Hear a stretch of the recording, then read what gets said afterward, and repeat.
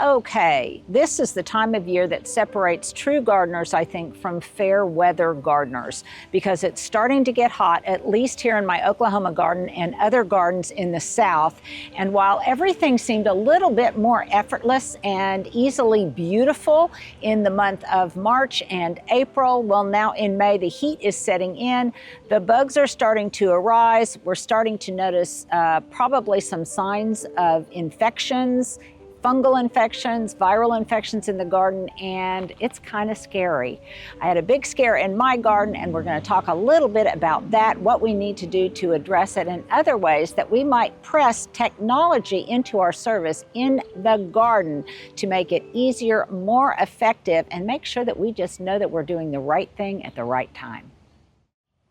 Well, this time of year, I like to think of it as it's just deadheading season. The first flush of bloom is out. Things are starting to obviously need to be deadheaded. Some of the things are starting to go to seed, and the garden is starting to look a little bit scrappy. With all of the rain that we've had and then some of the heat, things like my It's a Breeze rose right here, obviously it needs to be deadheaded. Now, could I leave all of these roses on it, just let the petals fall naturally and let the rose hips form, which is beautiful in its own right? Yes, I guess I could.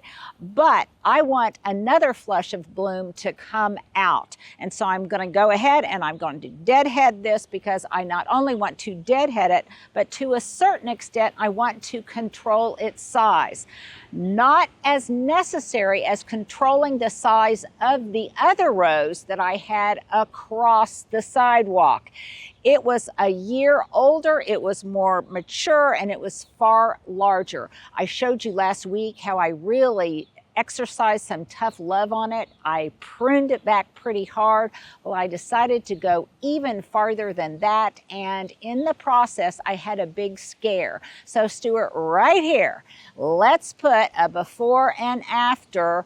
We'll leave out the mid-size prune. You can go back and watch that video if you so choose. But right here, let's put what it looked like in all its glory and what it looks like now, as I really decided to give it a hard prune and take a look at what problems might be affecting it. Well, as you can see, I really cut it back hard. When I cut it back initially, I later realized that it was still larger. By the time it put out new growth and new flowers, it would be back to its original size, and I needed to be more drastic about it. Ideally, I should have done this in late winter, early spring, as it was just starting to grow, but sometimes we do what we can when we can, and in this case, I decided to go ahead and I guess just take my hiccups as they came, and I knew that we had rain on the horizon. I could give it a good feed, and so this is what I spent most of the day using or doing yesterday, and boy, do I have the scratches to prove it. Now right here, let's put a couple of products that I highly recommend that you have if you're going to do a hard prune on your rows like this. Now, in addition to some good hand pruners and loppers, and you can use those Barnell shears, you can use, I really like the Okasuni, if I'm pronouncing that correctly, the Okasuni line of garden tools. We'll put up some links here to both the hand pruners and the long bladed shears. But I love these rose gloves by Cool Jobs. I couldn't have done this job without them, because they really do protect your arms, and I had on a long sleeve shirt. Nevertheless, I still got a few owies because I'd come back and I'd see another branch that needed to be cut and I wouldn't have my gloves. So, but nevertheless, these are indispensable for that kind of thing. And really just if, as you begin to age and your skin becomes thinner and you want to protect your forearms in general, then definitely if you have any other pair of gloves, make them some long gloves that protect your forearms.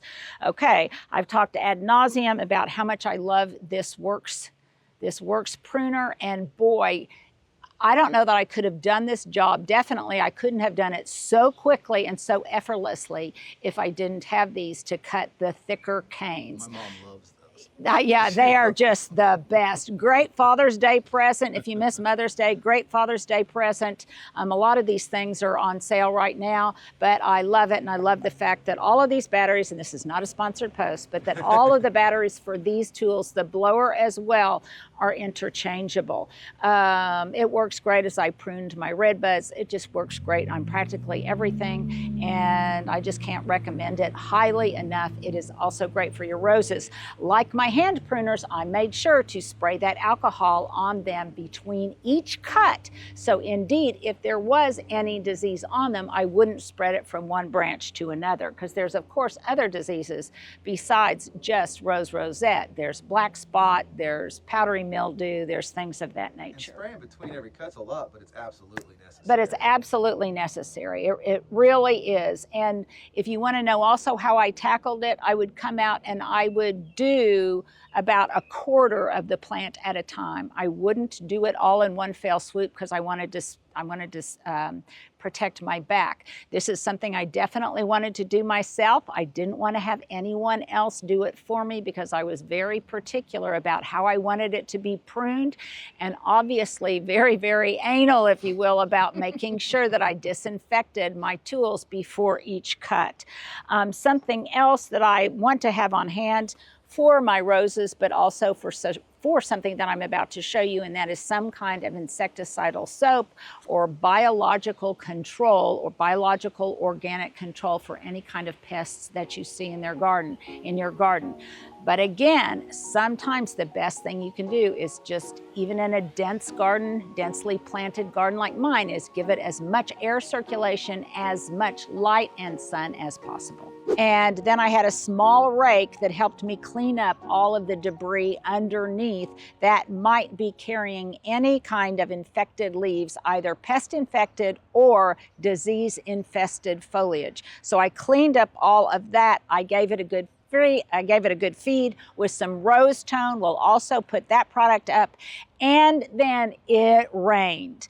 So you may ask me, okay, Linda, so what was your big scare?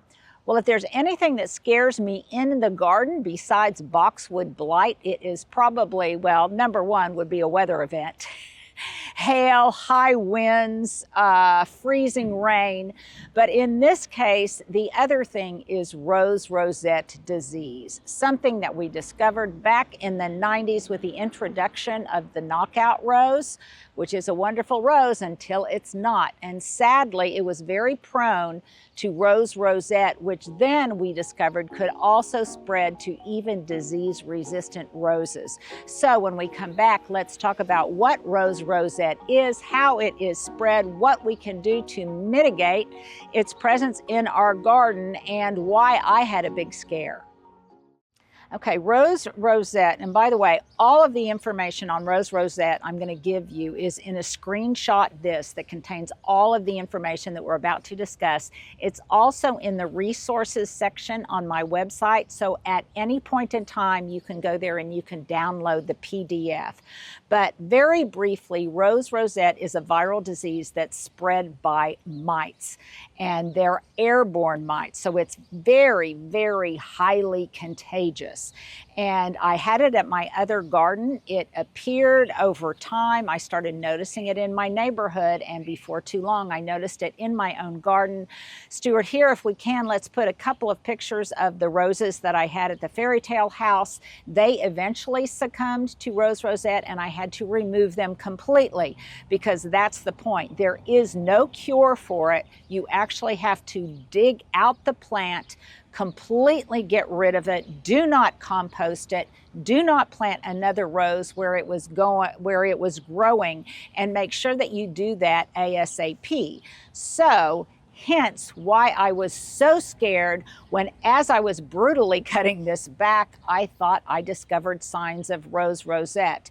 Now, for all diseases in your roses, you want to make sure that you give them as much sun as possible, you give them as much air circulation as possible, and when necessary, you prune them to improve air circulation. And as you groom them, as you practice good garden hygiene, you remove any kind of infected plant parts, be they stems, leaves, petals, anything of that nature. Okay, so now let's get to what about gave me a heart attack yesterday. Okay, notice the new growth coming up and out of these canes. When I first saw it, I thought, oh my gosh, I've got rose rosette, because there are some similarities to new rose growth and to rose rosette growth. And in that PDF, or in the screenshot this information we put up, I give a side-by-side comparison of what is healthy new foliage and new growth like this versus the very characteristic witch's broom kind of new growth that you will get when you have rose rosette. And we'll put a couple of pictures up.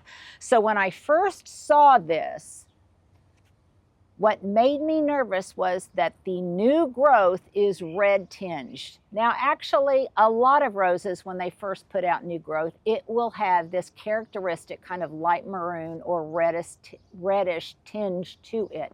It will also have some evidence of thorns, and the degree of thorniness is going to be based on the variety of the plant itself. When I first saw this, I thought, oh my goodness, there looks like it's got the characteristic color. It looks like it's very, very thorny. Do I have rose rosette? And I decided that I really needed to do further research, because fortunately, since I moved from my other home, I haven't been that familiar with it and haven't been that experienced with it. So here is where AI and your phone can come in handy. Now you can use either Google Eye on this, or you can upload an image of the new stem to ChatGPT or whatever AI you use. So in my case, what I did was I came out very, very closely to the stem itself with ChatGPT. I hit the plus button, I hit the camera button, and then I came in, and this, let me get maybe some better imagery here. I came in and I did a close-up version of that stem itself. Then I just asked it to analyze it. Does this look like I have rose rosette? It came back and it said, no, it doesn't appear you have rose rosette.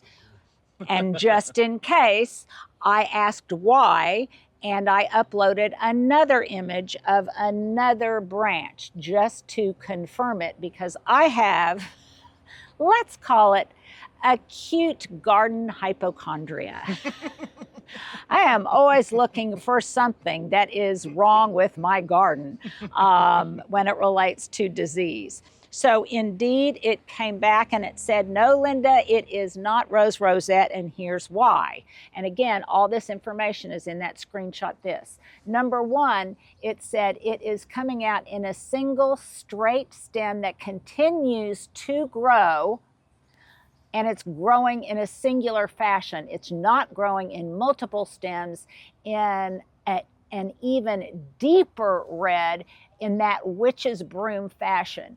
The other thing that is characteristic of new fresh growth versus witch's broom is it will just continue to grow, and it will become greener as it blooms or as it puts on new growth, and it will be straight, and the red hue will begin to lighten up.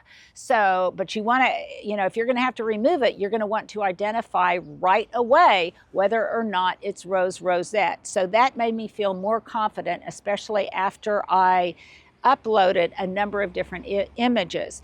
What made me most concerned was because I saw some thorniness there, which is another characteristic of rose rosette, and I thought, oh my goodness, that's a lot of thorns right there. That's a lot of thorns, and that made me afraid. I wasn't familiar enough with really cutting back this rose that hard to know that that was characteristic of this variety of It's a Breeze rose. So I took a huge sigh of relief and decided that I needed to share this information with you in case you are so worried or you're wondering why some of your new growth is distorted. So we're going to put up some pictures here of very characteristic witch's broom. And by the way, you know, I hate to say it, but knockout roses are, that's when it was first discovered, was in the 1990s when knockout roses got very popular, and it's one of the reasons I really don't like to plant them. But this is a disease-resistant rose, and I think hopefully it will be fine. Now, you will notice that I was able to prune this back really, really hard because I'm doing it at a time of year when we're still getting good rains where I could give it a generous feed, which I do on my roses about once a month. I use rose tone on it, and now it's getting all sorts of light. It's getting a good feed. I cleaned up all of the diseased foliage, and now it's not only improved its resilience to any kind of disease, but if you compare, Stuart, by torquing now from this shrub bush to that one over there, you'll notice that they are about in sync. I did have a plan B as to what I would do if I needed to remove this rose, which would have meant eventually I would have had to have moved that other rose probably, and it could have even spread to the apple blossom roses that grow over the east wall. But like I say, it was a huge relief when I realized, no, I don't have it. So I continued doing my pruning. I cleaned everything up. We got a great rain yesterday after I fed it, and it had a happy ending. Now, when I come back, I'm going to talk about some things that I will do in the future to prevent this kind of issue. And here you go. Here is my outfit of the day. Very light, flowy, airy, and cool from top to bottom. My sunnies are Ray-Bans. I got these off of Poshmark. My earrings are sterling silver. I got these in Salida, Colorado. I remember the day I got them. I love them. My top is All Saints. It was also from Poshmark. My breeches, my flowy, I'm not sure what you call these. That's my question of the day. What do you call these kind of pants? They remind me of kind of gaucho pants or something like that. Anyhow, I got these while thrifting, and my garden boots I got at Target. Am I forgetting anything else? I don't think so. So there you go. There is your outfit of the day.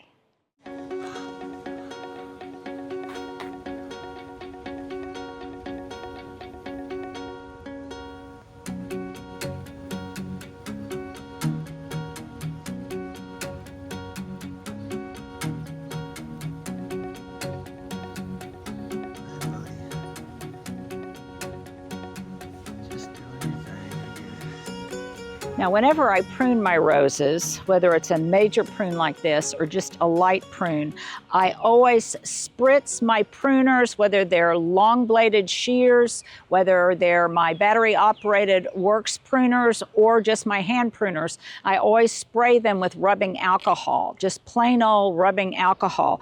Now, I could use some of those disinfectant wipes. When I first started to practice disinfecting my tools, I would keep those canister of those wipes in my garden truck, but this is a little bit more ecologically friendly. It's easier for me, it's less expensive, and so this is what I use.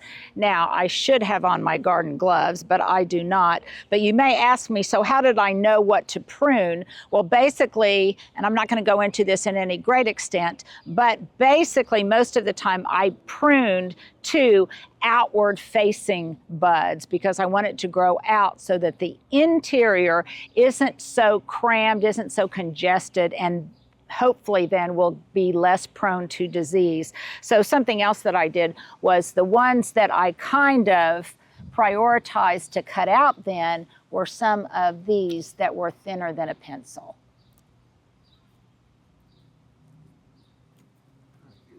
And there we go. And then I just immediately remove them. Like I say, I should have on my garden gloves, but I saved those two just to show you. Now, the other thing that obviously we want to do is prune out any dead wood. So there's maybe a little bit of dead wood left. There might be a few dead wood tips. I think I have been pretty thorough in pruning out what I needed to prune out. I'm going to need a different angle on this, but you can see there that there's a dead stem right there, and I'll prune it out. But in very, very short order because the heat is setting in and we got a great rain yesterday. This rose is going to come out in no time. What will I do differently in the future? I will note in my garden journal what I did today, when I had to do it, what measures I took, but more importantly, when I need to really do this reduction of the rose size initially, and that will be a lot earlier in the gardening season. Some of you have asked me, well, Linda, would you have planted it there again, knowing what you know now? Probably I would have planted it in a different location, but based on what the plant tag told me, it should have been appropriate to this space. But sometimes things are just more successful than you expect, and its magnificence really doesn't make me question my decision too much. I will try to keep it in scale with the size of the garden and the one on the other side. So when we come back, that's basically what I do to disinfect my tools. When we come back, I'm going to show you another problem that has me a little bit scared in the garden. Now, something else that gave me a fright, but you know, I was expecting it because it arrives every year. Sometimes it arrives sooner, sometimes it arrives later, but that is spider mite. Typically, you know, it really likes hot, dry conditions. Even though we've had some rain, it did arrive on schedule. And the places I know to always look are two different areas. Number one, on my catmint, my nepeta, regardless of what variety you have, if you have Walker's Low, if you have Persian blue like I do, it doesn't really matter. You're probably going to get spider mite on it. And sure enough, when I cut it back to deadhead it, I gave this a shear with my long bladed pruners. When I cut it back, look here, see that characteristic white stippling on there? Oh yeah. That is sign of spider mite. Sometimes it will be underneath the top veneer of what it is you are growing. So I cut off all of the flowers. I saw evidence of spider mite. And by the way, I could have cut this all the way to the ground and it would have grown back. And if the infestation was really, really severe, I probably would have done that. I can still do it in the future. And I'll keep doing that throughout the course of the summer. But what that shear will do is obviously remove some of the foliage that is infected with spider mite. It will get more air circulation and more light down into the plant itself. It deadheaded all of those spent blooms. It's already putting out new growth. And I have addressed the spider mite with some of that insecticidal soap that I showed you. And I will do that pretty religiously.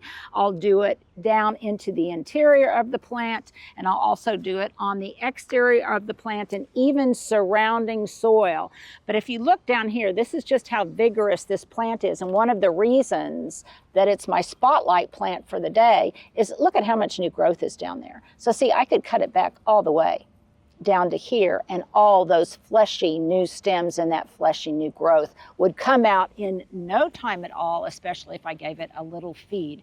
It's tough, it's beautiful, it's relatively pest-free, but not completely. So if you're going to grow it, just know that you might have some of those worrisome pests that show up on time or not.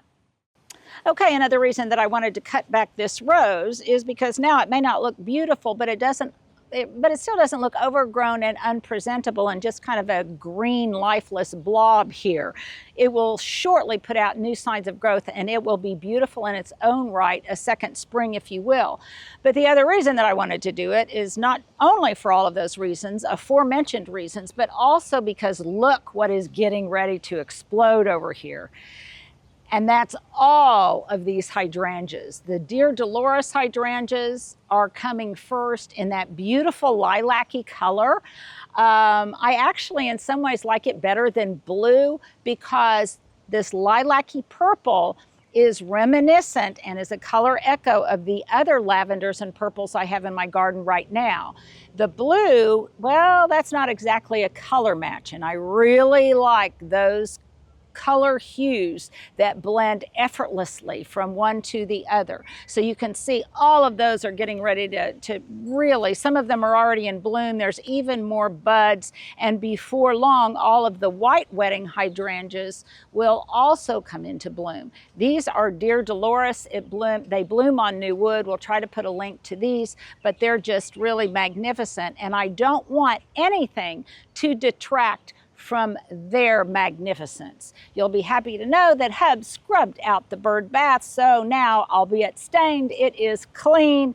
I have cleaned up this area in time for tomorrow's Wednesday walkabout, when we are going to talk about, okay, then what happens after some of your bloomers, like your larkspur, like your foxglove, like your scabiosa, once those start to fade, what comes next and what do you do about it? Well, make sure that you watch tomorrow's Wednesday walkabout. If you are not already subscribed, please do so. Hit the follow button. Give us a like if you like this information. And of course, share it with others if you think they might need this kind of instructional type of video in their garden life. Take care.